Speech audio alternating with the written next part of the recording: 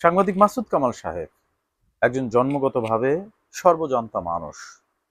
তিনি ভূমিষ্ঠ হওয়ার দিন থেকেই তার জ্ঞানের আলো এখনো নিরবিচ্ছিন্নভাবে বাঙালি জাতিকে দিয়ে আসছেন এবং আসার কথা আজ পর্যন্ত এক সেকেন্ডের জন্যেও তার জ্ঞানের আলোয় বিন্দু মাত্র লোডশেডিং হয়নি।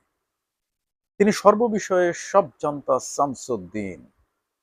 একমাত্র তিনিই জানেন যেমন রাজনীতি কিভাবে করতে হয়, রাজনীতি কিভাবে চালাতে হয়, দল কিভাবে চলবে, নেতা কিভাবে তৈরি হবে, কর্মীর কাজ কি, ভোট কেমন করে করতে হয় ইত্যাদি সব বিষয় সম্পর্কে তার একদম যথাযথ জ্ঞান রয়েছে।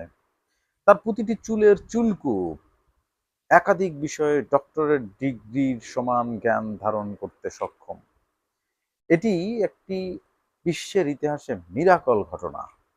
শুধু কি তাই, ধরেন অর্থনীতির কোথায় ভুল, টাকার দৈর্ঘ্য কত হবে, পয়সার ওজন কতটুকু হওয়া উচিত, কিংবা বেগুনের কেজি কত হওয়া বাঞ্ছনীয়, একটা মরিচের মধ্যে ঝাল কতটুকু হবে, কিংবা ধরেন পেঁপে বা পেয়ারার মধ্যে কতগুলো বীজ থাকলে সেই পেঁপে ও পেয়ারাকে আমরা আদর্শ বলবো, সেই সম্পর্কেও ব্যাখ্যা করার মতো বিশদ জ্ঞান মাসুদ কামাল সাহেবের সেই ছোট্ট মাথার মধ্যে রয়েছে। শুধু এইটাই কি তাই, যেমন বাংলাদেশ ক্রিকেট টিম মাঠে খেলতে নামে, তো বাংলাদেশ ক্রিকেট টিম মাঠে যেতে কেন, কিংবা তারা হারেই বা কেন? বাংলাদেশের টাইগাররা যেমন শান্ত, লিটন, মমিনুল, এরা কেন দ্রুত পতন রোগে আক্রান্ত?